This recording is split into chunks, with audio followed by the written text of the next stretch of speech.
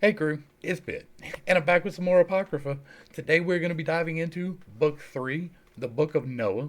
This is from the Book of Enoch, but this is Book 3, the Book of Noah. And we're going to dive in and see what's up. It's important to keep in mind that this is very much a different telling than what we get in Genesis. It has a lot more detail, yes, but it is also probably not concurrent with the times that the Old Testament was written. Let's dive in and see what's up with the birth of Noah. Chapter 1. And after some days, my son Methuselah took a wife for his son Lamech, and she became pregnant by him and bore a son. And his body was white as snow and red as the blossoming of a rose. And the hair of his head and his long locks were white as wool, and his eyes beautiful. And when he opened his eyes, he lighted up the whole house like a sun, and the whole house was very bright. And thereupon he arose, and the hands of the midwife opened his mouth, and conversed with the Lord of righteousness. And his father Lamech was afraid of him and fled, and came to his father Methuselah. It has been my habit as we went through the Bible study to read through the entire chapter and then do discussion. We're not going to do that anymore because these chapters are extremely long. There's not a lot of breaking points in them, and there's going to be times when we need to talk about it, and I will forget about it if I don't stop. This is an important clarification here. This is the same description, basically, that we get for Noah or for Moses. Uh, it is highly likely that this is just an attempt to deify Noah post-part, like after the fact. Uh, but if we take it at face value, this is saying that this is a man set apart by albinoism, right? It's the same thing we talked about when we talked about Moses. This is the same thing we talked about when we talked about David. This is the ruddy, right? White and red. Now, if you've ever seen a person with albinism, they are missing the melanin, right? They don't have even the little bit of melanin that I have because we are all melanated, except for very few exceptional people. And it is entirely possible that this is a true and accurate description as far as the albinism goes, because that is a pattern that we see in the New Testament. But he opened his mouth and conversed with the Lord of righteousness when he was born. That's bullshit. I'm going to call bullshit. I'm calling bullshit right now. And if it bothers you that I'm saying bullshit in the middle of a Bible study, you're probably in the wrong Bible study. If this would have happened, this would have been recorded in the Old Testament. It is almost certain that the book of Enoch is like at least starting from the second book, right?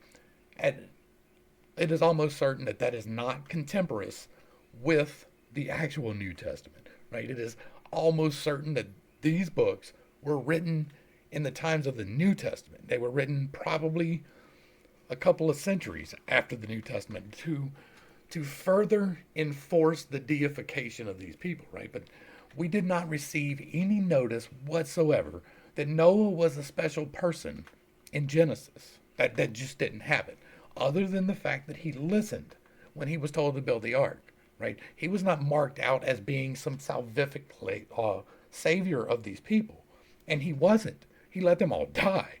He wasn't made out to be some leader in the New Testament.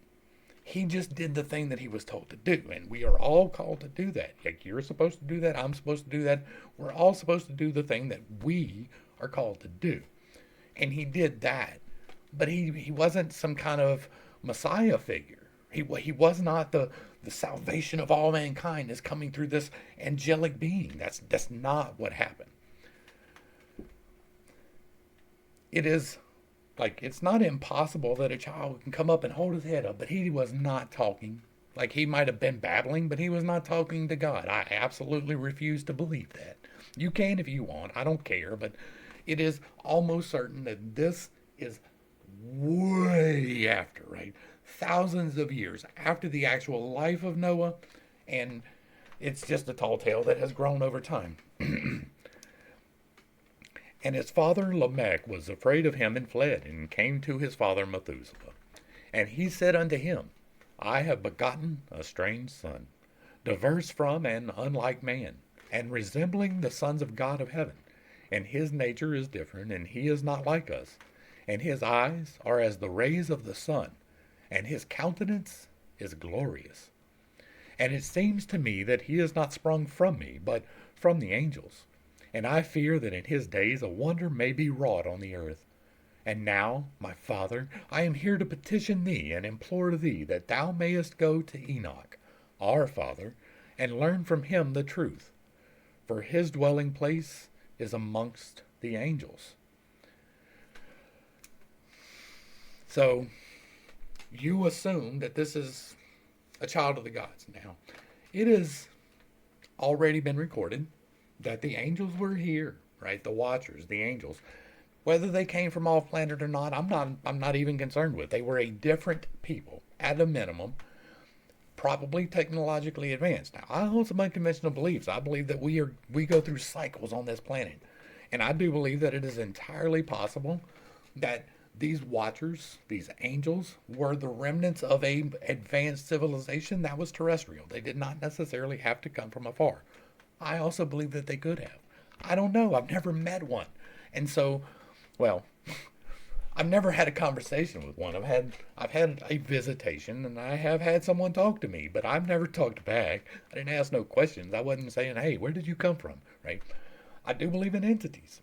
These may be entities. I don't get firm on the things I don't know, right? But I get pretty firm on the things that are probably not real. Like the fact that he talked, probably not real.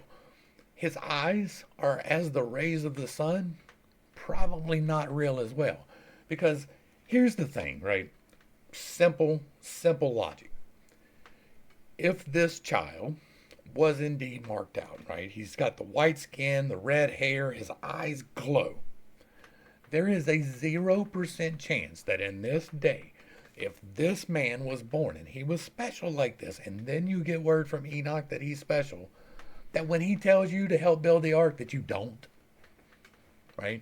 In the same way that there is a 0% chance that if you were with the Israelites and you have just left Egypt and you have crossed across the sea where it was spread out and this giant ball of fire goes over your head back and forth, there is a 0% chance that you're not going to do what that ball of fire is telling you to do, right? The same problem is here. If indeed he would have been marked out as special, and when he started talking about the rains coming, God told me to build an ark, everybody would have jumped on board with that. Everybody would have jumped on board with it. Nobody would have been sitting there being like, nah, bruh. Like, they at least would have entertained the notion. That's just simple humanity. Like, if you believe that this man is marked out, now, I'm going to give you another hot take on this. It is more likely than not that when a child was born with albinism, that they were not allowed to remain, right? The same way that they didn't allow deformed people to remain. They didn't allow a lot of children to remain. There was sacrifice to Baal, and that was a whole different thing. But if your child was disfigured, they wouldn't keep them, right? Like, some people would, but most people didn't. Value of human life was not really a thing like it is now. Now, people have not changed a whole lot. But in the days of superstition, right, which this absolutely would have been, this child being born marked out differently like this would have been a whole nother problem. Also, we're being told that this child looks like the angels. And then what's the point of the flood? Like, what was the point of the flood? Why did we get the flood specifically? It's because these giants were running around that the angels had created. So if this child had been indeed born and looked like an angel, he would have gone too. Now, again, this is speculation. This is wild conspiracy stuff, but so is this book. And when Methuselah heard the words of his son, he came to me to the ends of the earth, for he had heard that I was there. And he cried aloud, and I heard his voice, and I came to him. And I said to him, Behold, here I am, my son. Wherefore hast thou come to me? And he answered and said, Because of a cause of great anxiety I have come to thee, and because of a disturbing vision I have approached. And now, my father, he lived at the ends of the earth? Really? Where specifically was the ends of the earth? Where specifically did he stay? Right? Was his hut on the edge where you could look over and see the infinite vastness of space? Was he on the ice shelf around the flat earth? Is that where he was, at the end of the earth? No, of course not. It was hyperbole. We live on a sphere. There is no end of the earth. There is the end of the land. The sea starts, but there's land on the other side of the sea. Right? He lived at the end of the earth. Again, hyperbolic. It is just adding to the deification of these people. And then there was no deification of these people then. Like Enoch lived righteously and he was pulled away and like separately, right? That's what we get from Genesis. We don't get a whole lot about him in Genesis, but we sure as hell don't get none of this. And now, my father, hear unto me. Unto Lamech, my son, there hath been born a son, the like of whom there is none. And his nature is not like man's nature. And the color of his body is whiter than snow, and redder than the bloom of a rose. And the hair of his head is whiter than white wool, and his eyes are like the rays of the sun. He opened his eyes, and thereupon lighted up the whole house. And he arose in the hands of the midwife, and opened his mouth, and blessed the Lord of heaven. And his father Lamech became afraid, and fled to me, and did not believe that he was sprung from him, but that he was in the likeness of the angels of heaven. And behold, I have come to thee, that thou mayest make known to me the truth. And I, Enoch, answered and said unto him, The Lord will do a new thing on the earth. And this I have already seen in a vision, and made known to thee, that in the generation of my father Jared, some of the angels of heaven transgressed the word of the Lord. And behold, they commit sin and transgress the law, and have united themselves with women, and commit sin with them, and have married some of them, and they have begot children by them. And they shall produce on the earth giants, not according to the Spirit, but according to the flesh. And there shall be a great punishment on the earth, and the earth shall be cleansed from all impurity. Yea, there shall come a great destruction over the whole earth, and there shall be a deluge, and great destruction for 1 year. Ooh, well, that's some new news. That's not what we get in Genesis either, is it? What do we get in Genesis? That is 40 days of rain, right? The waters of the deep open up, and the fountains of heaven open up, and there is a great deluge for 40 days. And then it takes a little bit longer to get down from the water, but it's not a year. It is not a year. There is not a whole year. That's the problem, right? That's inconsistencies. That's what we do here, is we point out these inconsistencies, and this is one of them. And this son, who has been born unto you, shall be left on the earth, and his 3 children shall be saved with him. And when all mankind that are on the earth shall die, he and his sons shall be saved. And now make known to thy son Lamech that he who has been born is in truth his son, and call his name Noah, for he shall be left to you.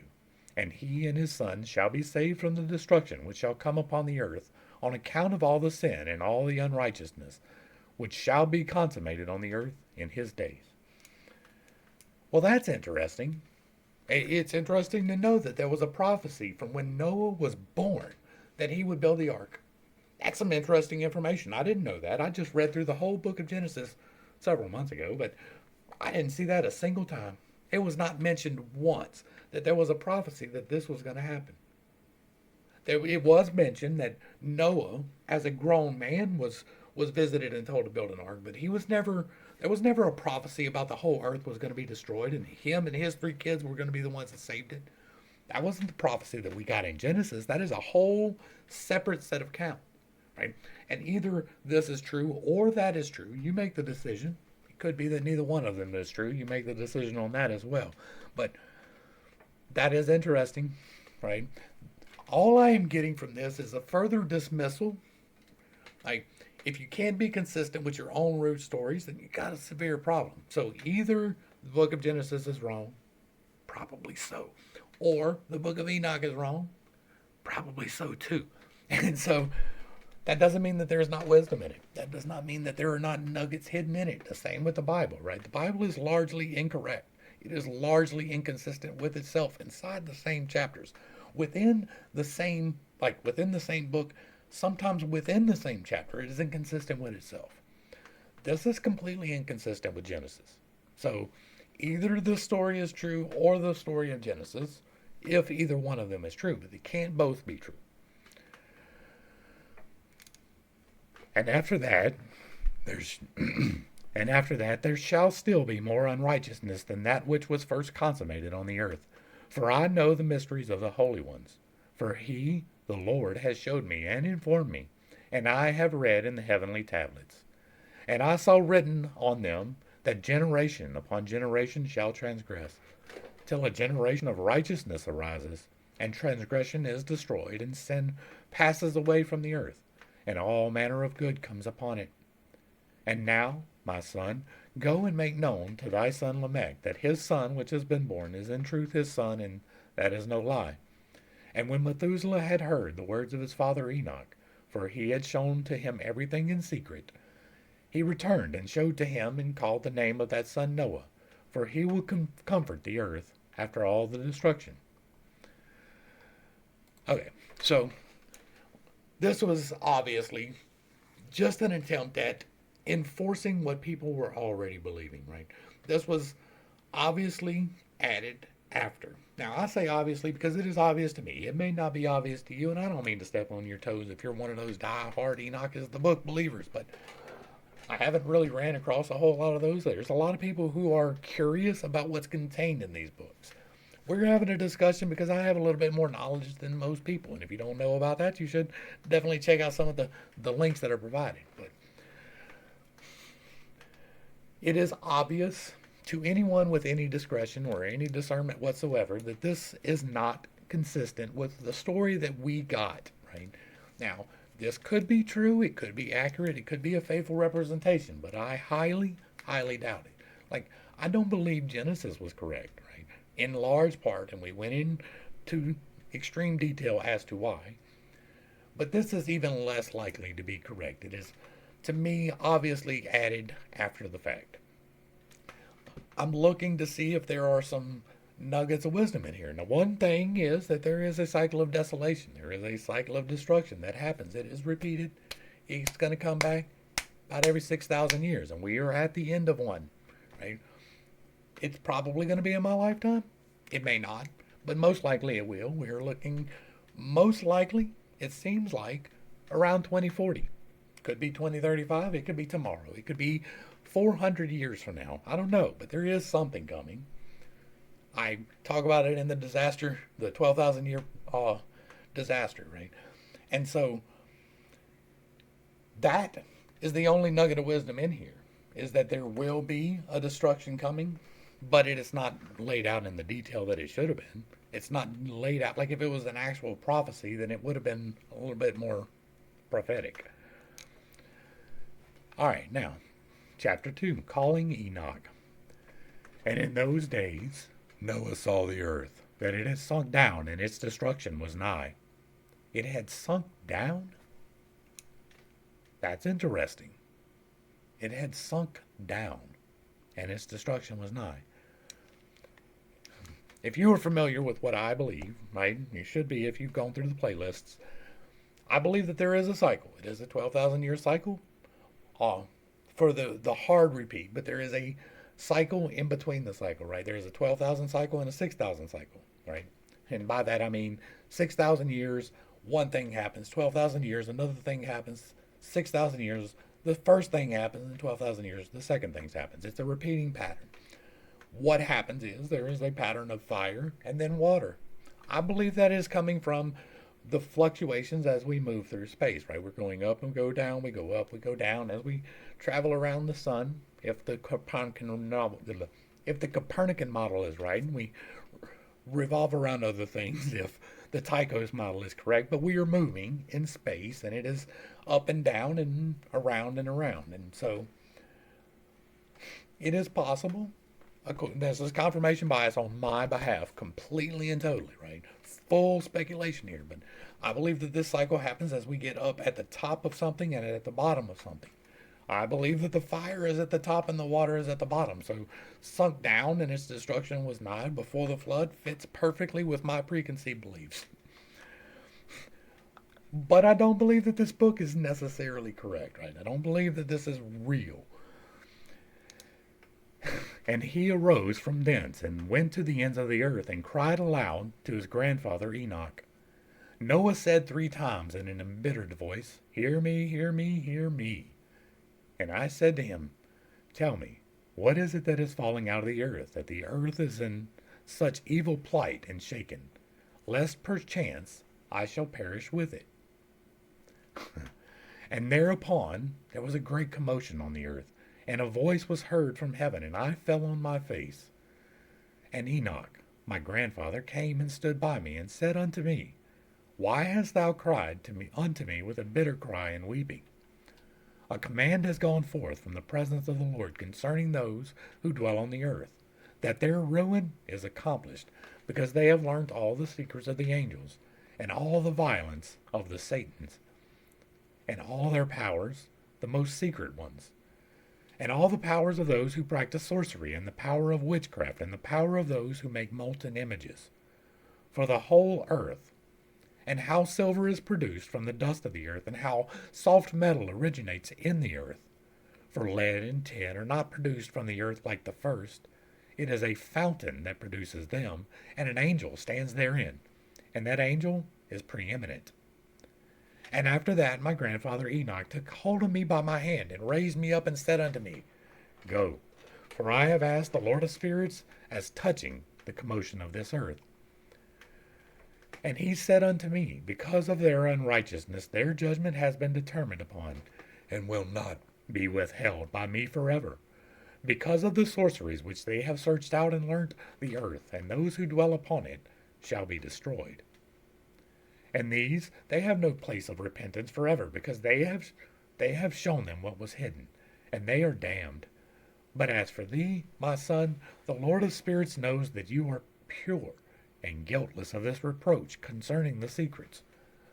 And he has destined thy name to be among the holy, and will preserve thee amongst those who dwell on the earth.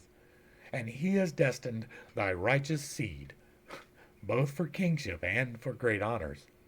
And from thy seed shall proceed a fountain of the righteous, and holy without number forever. And after that he showed me the angels of punishment, who are prepared to come and let loose all the powers of the waters which are beneath the earth, in order to bring judgment and destruction on all who dwell on the earth. And the Lord of spirits gave commandment to the angels, who were going forth, that they should not cause the waters to rise, but should hold them in check. For those angels were over the powers of the waters. And I went away from the presence of Enoch. And so there's not a whole lot to add here, right? It's up for debate whether or not there is actually an angel that is causing lead to spring out of the earth. Now, I don't believe that it's true, but you can. Like, again, there are things in here that obviously show that they do not have the knowledge that would have been required, right? There can be, absolutely can be, entities and angels that hold back the waters, that cause lead to spring from the earth, but I doubt it. There can be entities that can affect the waters. Don't get me wrong. I believe that if there was a judgment, maybe God does use that. I believe that electromagnetics has a lot more to do with it than angelic interference, but that's just my predetermined bias. I am scientifically minded for the most part, even though I do love me some Bible, I do love me some conspiracies. It doesn't mean that they're true. I just like to entertain them, right? It is almost certain that there is not an angel overseeing the distribution of lead on the planet. I'm just saying. Chapter 3, the judgment of the angels. And in those days the word of God came unto me, and he said unto me, Noah, thy lot has come up before me, a lot without blame, a lot of love and uprightness. And now my angels are working, and when they have completed their task, I will place my hand upon it and preserve it, and there shall come forth from it the seed of life, and a change shall be set in, so that the earth will not remain without an inhabitant. And I will make fast thy seed before me forever and ever, and I will spread abroad those who dwell with thee. It shall not be unfruitful on the face of the earth, but it shall be blessed and multiply on the earth in the name of the Lord. And he will imprison those angels who have shown unrighteousness in that burning valley which my grandfather Enoch had formerly shown me in the west, among the mountains of gold and silver and iron and soft metal and tin. And I saw that the valley in which there was a great convulsion, and a convulsion of the waters. And when all of this took place, from that fiery molten metal, and from the convulsions thereof in that place, there was produced a smell of sulphur, and it was connected with those waters, and in that valley of the angels who had led astray burned beneath that land. And through its valleys proceeded streams of fire, where these angels are punished who had led astray those who dwell upon the earth. But those waters shall in those days serve for the kings, and the mighty, and the exalted, and those who dwell on the earth, for the healing of the body, but for the punishment of the spirit. Now their spirit is full of lust, and they may be punished in their body. It is important to note here that the lake of fire is for end times, not current times, right? We are told in the Bible, if you believe in the Bible, that the judgment for the fallen angels is reserved until Jesus returns, right? That's the New Testament thing. And so, what do you mean that the angels are punished who had led astray those who dwell upon the earth, and this is where they're kept? Okay. So, again, we have a direct contradiction with the Bible, and you can believe one or the other, or neither, or both, I don't care, but it is obviously not congruent, right? It doesn't meet, it doesn't match, it's not the same thing. For they have denied the Lord of spirits, and see their punishment daily, and yet believe not in his name. And in proportion as the burning of their bodies becomes severe, a corresponding change shall take place in their spirit forever and ever. For before the Lord of spirits none shall utter an idle word. For the judgment shall come upon them, because they believe in the lust of their body, and deny the Spirit of the Lord. And those same waters will undergo a change in those days. For when those angels are punished in these waters, these water springs shall change their temperature. And when the angels ascend, this water of the spring shall change and become cold. And I heard Michael answering and saying, This judgment wherewith the angels are judged is a testimony for the kings and the mighty who possess the earth. Because these waters of judgment minister to the healing of the body of the kings and the lust of their body, therefore they will not see and will not believe that those waters will change and become a fire which burns forever.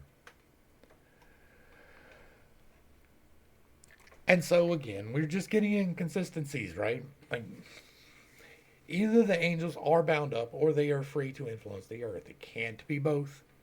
Either Satan is in the lake of fire or he has dominion of the earth. It can't be both. Not right now. Like, we are told that the judgment will come at the end, and that when the judgment comes at the end, part of that is Satan and those who associate with him, Lucifer, whatever you want to call him. There's a list of names, but all of these things are shown to happen then, right? He's shackled and manacled and cast into the fire by Michael. And so how is it that here it is happening already? Well, obviously it's because it's not congruent, right? It doesn't match. It's not the same. And so part of the reason why we do this exploration of the Apocrypha is to find the parts that are true and to find the parts that are not and to talk about them. And that's what we're doing. And for the most part, we haven't really seen a whole lot that even could be true today. The cycle of disaster has been about it. It's not even close to the way that the story is told in Genesis, right? It is a complete different type of telling. And so it is most likely inserted after at some point. I don't know when. I'm not trying to put a date on when they added it, but obviously this is not the same book of Enoch that is referenced. And after that, my grandfather Enoch gave me the teaching of all the secrets in the book of parables which had been given to him, and he put them together for me in the words of the book of parables. We dealt with the not parables. I have a whole video on that. And on that day, Michael answered Raphael and said, the power of the Spirit transports and makes me tremble because of the severity of the judgment of the secrets, the judgment of the angels. Who can endure the severe judgment which has been executed, and before which they melt away? And Michael answered again and said to Raphael, who is he whose heart is not softened concerning it, and whose reins are not troubled by this word of judgment that has gone forth upon them because of those who have thus led them out? And it came to pass, when he stood before the Lord of spirits, Michael said thus to Raphael, I will not take their part under the eye of the Lord, for the Lord of spirits has been angry with them, because they do as if they were the Lord.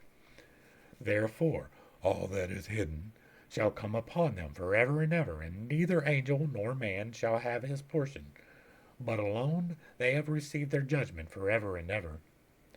And after this judgment they shall terrify and make them tremble, because they have shown this to those who dwell on the earth. And behold, the name of those angels, the first of them is Samjaza, the second Artakifa, the third Armin, the fourth Kokabel, the fifth Turiel, the sixth Rumjal, the seventh Danjal, the eighth Nequel, the ninth Barakel, the 10th Azazel, the 11th Amaros, the 12th Batarjal, the 13th Busasajal, the 14th Hananel, and the 15th Turel, the 16th Simapesiel, the 17th Jeturel, the 18th Tumael, the 19th Turel, and the 20th Rumiel. The 21st is Azazel. And these are the chief of the angels and their names, and their chief ones over hundreds and fifties and over tens.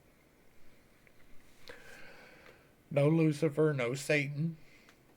Again, there's a multitude of names. There's a myriad of names.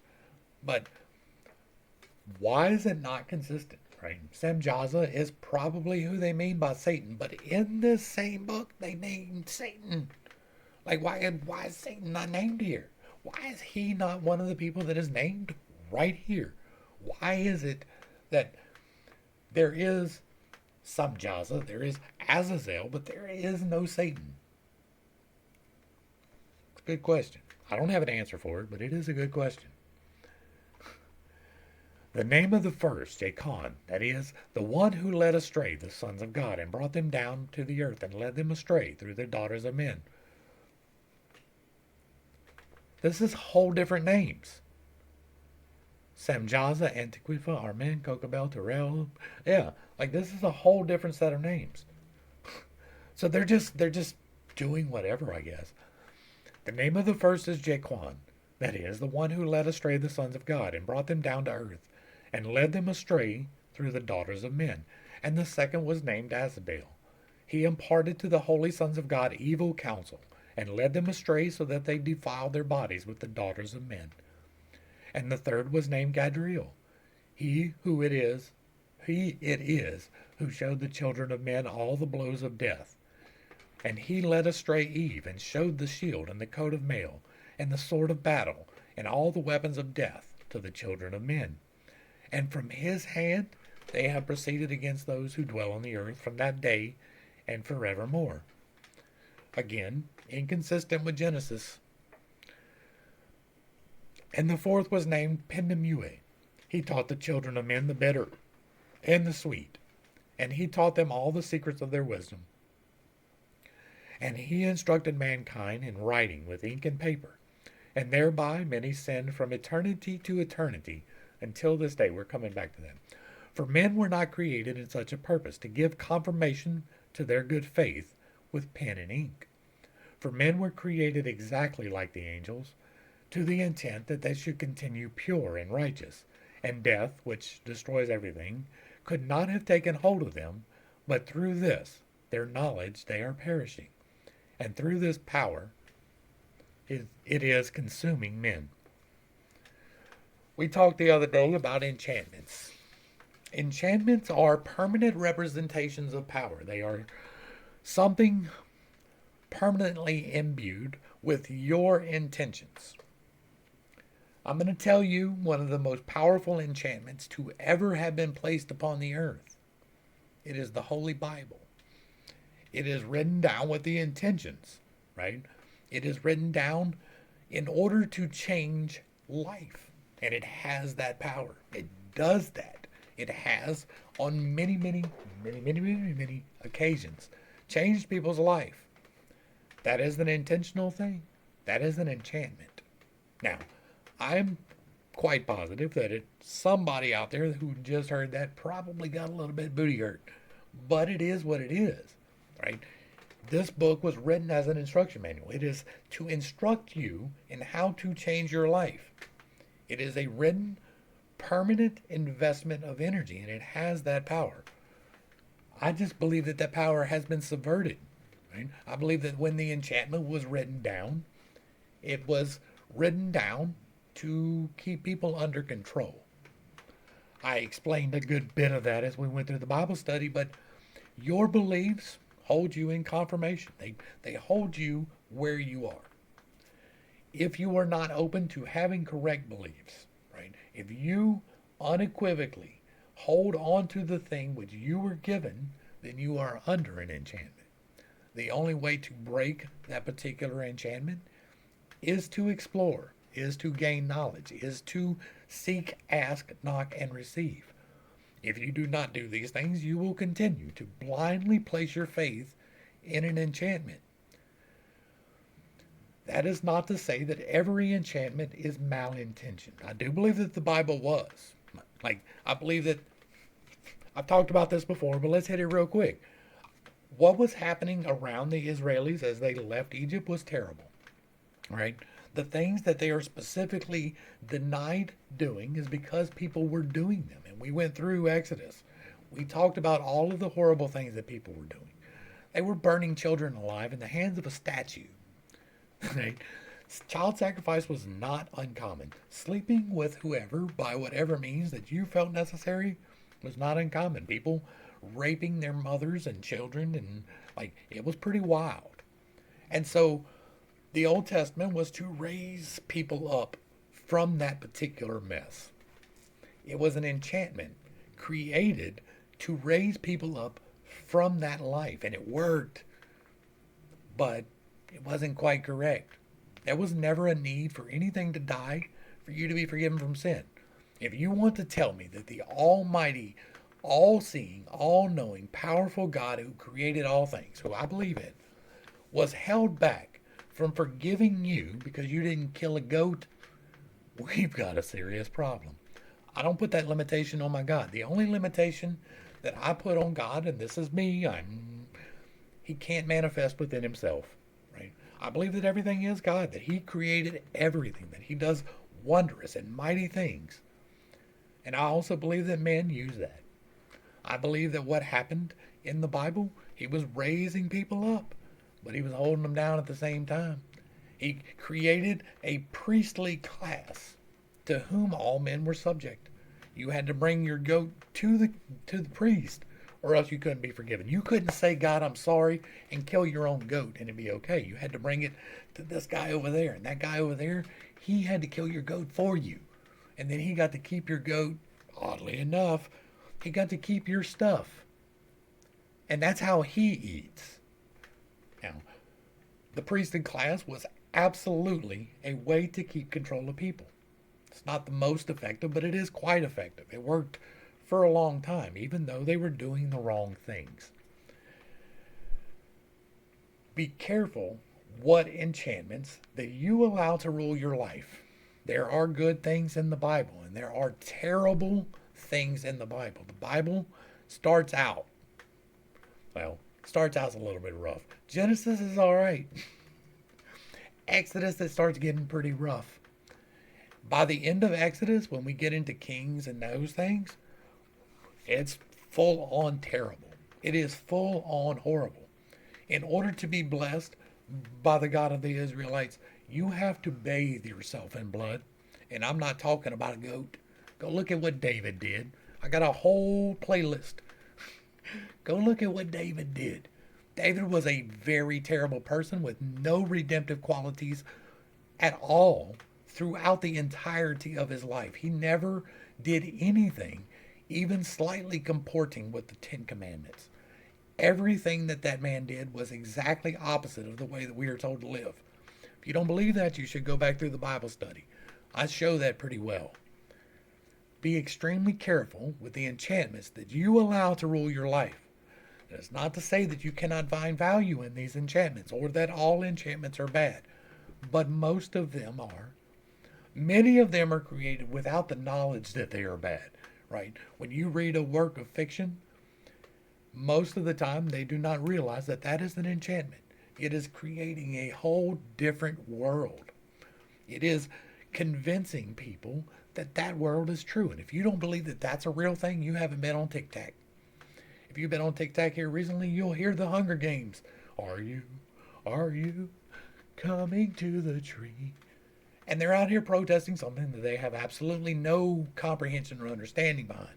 But this book that was written by Miss Suzanne Collins, makes them think that that's a reality, that they are the resistance fighting the capital. Now, are there corresponding elements? Absolutely. That's what enchantments do. But these enchantments are holding people. Harry Potter, great series of books if you understand that they are not reality.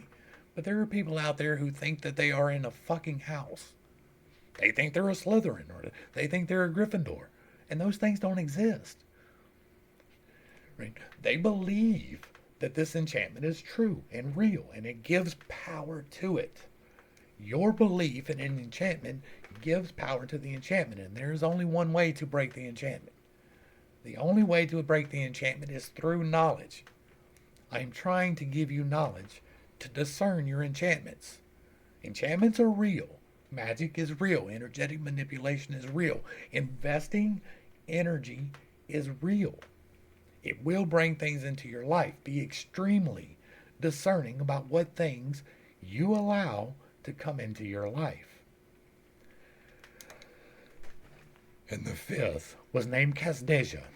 This is he who showed the children of men all the wicked smithings of spirits and demons, and the smitings of the embryo in the wound, that it might pass away, and the bites of the serpent, and the smitings which befall through the noontide heat, the son of the serpent, named Tebet. Well, that's interesting. All the wicked smithings of spirits and demons. Now, this could be a misspelling, right? Because we have smitings, and then we have another smitings. So it could be the wicked smitings of spirits and demons. But smithing is a thing too, and given the works of metal was a thing, right? That's part of what we are dealing with here. And it is that which brings us the problems now. If you didn't go through the Genesis, once you become aware of a situation, you're responsible for that situation. I call it the level of responsibility. The situation of the created man in the garden was that of non-thought. You were not contemplating life. You were walking from tree to tree and eating what you needed. There was no eating of meat, right? You were just eating from the garden. Everything that you needed was provided by this tree. You didn't think. And the great sin was getting the capacity to think, the ability to judge and to understand, to fear the future, to understand nakedness, to know what the sins are. That was the sin. But to become self-aware. Part of the self-awareness is knowing that you need to put up food, right? I need food for the winter. Now, how that was managed in the garden, I don't know. Maybe it was a vapor canopy. Who knows? But everything was provided in the garden. You didn't need anything. But once we got the knowledge that sin was a thing, that time was a thing, that death was going to happen, that we needed to prepare for the seasons, then at that point we needed metal.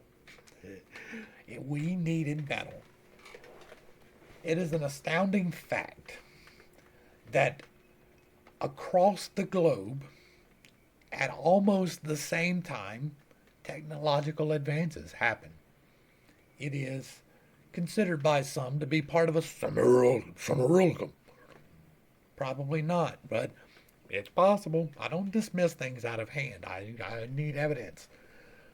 But we needed this metal, and all across the globe, almost instantaneously, we got metal. We needed farming, and all across the globe, almost instantaneously, we got farming. We got animal husbandry. We got the smiting of metals. We got the creation of weapons of war. All of these things happened at the same time, and that's probably what's being dealt with here. The second line here, though, the smitings of the embryo in the womb, that it might pass away. That's being listed out as a sin way back in yonder ways. There's a lot of people today who will tell you, oh, it's nothing, there's no life there. That's wrong. Life begins at conception. If you got a problem with that, you are on the wrong study. Life begins at conception. From the moment that the sperm meets the egg and they conjoin and they create life, that's life. Imagine that. Once it starts growing and manipulating on its own, it's life. What do you know? It doesn't have to think. It doesn't have to talk. It doesn't have to walk. It doesn't have to cry. It just has to be. That's all it is. Once it has become, once it is in the spirit and it is growing and changing, it is alive. And if you kill it, you are a murderer. Period. The end. It is that simple. I know that's going to hurt some people's feelings, but it is what it is. If you are killing a kid in the belly or not, you're killing a kid. It is what it is. So it is important to note that this is a takeaway, right? It may be the only takeaway we get from this whole book. Well, there's a cycle of destructions. We needed metal. Quit killing babies. You know the number one cause of death in the United States? The number one cause of death, beating cancer and heart rate or heart conditions combined, is abortion. It is. That is the number one cause of death in the United States by a large margin. And this is the task of Casbiel, the chief of the oath, which he showed to the holy ones when he dwelt high above in glory, and his name is Beka. The chief of the oath. You can pledge yourself. You can invest your energy and attach yourself to things. That is an oath. And if you make an oath, you better stand by it. If you make a promise, you better complete it. It doesn't matter if it's beneficial to you or not. If you have made the promise, you better be holding the promise, because the bite back will get you. Also, it may pass away, and the bites of the serpent, and the smitings which befall through the noontide heat, the son of the serpent named Tabit.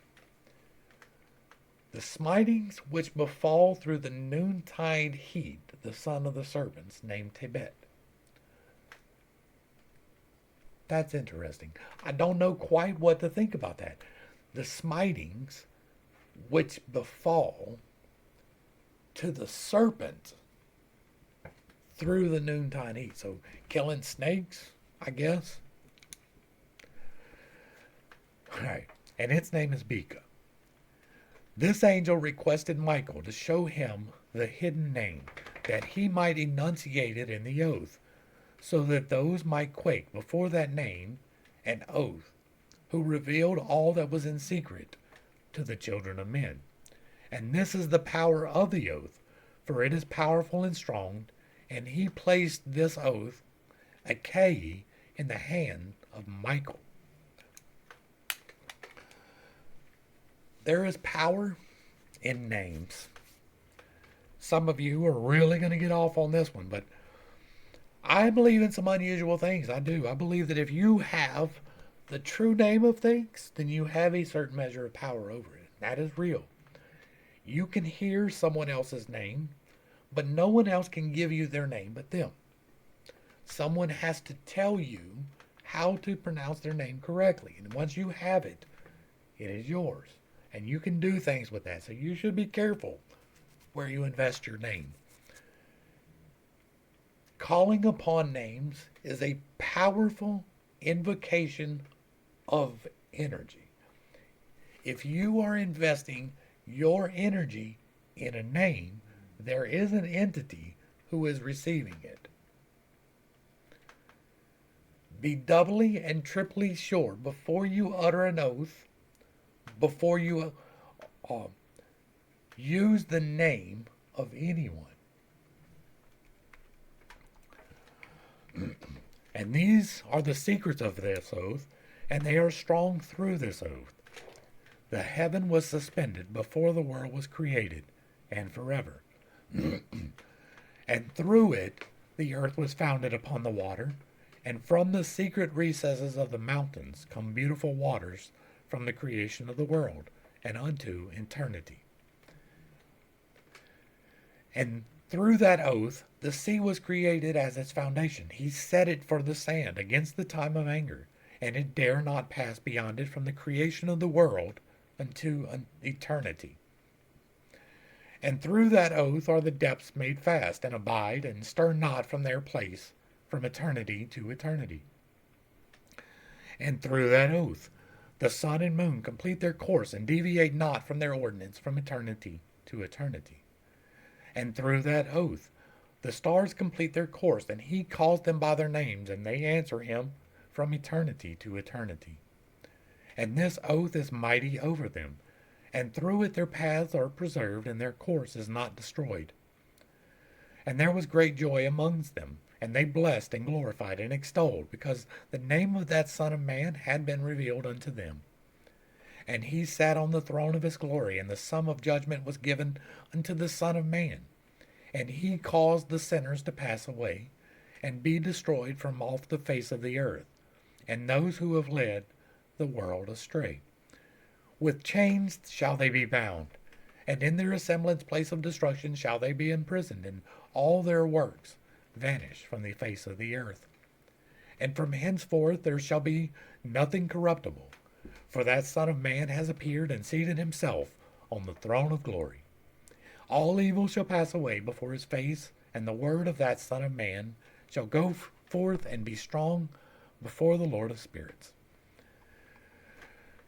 And so we have yet again another confirmation that this is not contemporaneous, right? This is not at the time of Enoch and Noah, because it is talking about Jesus. And I know that some people are going to be like, yeah, well, Jesus is all through the Old Testament, and he is not. We went through that in excruciating detail. There was no prophecy of the Messiah. There was no prophecy that he would die and be risen. There was no prophecy that he was going to forgive the sins of men. Those prophecies are not included in the Old Testament at all. The only person who ever prophesied that Jesus would die and rise again was Jesus. Well, that's like not a good way, right?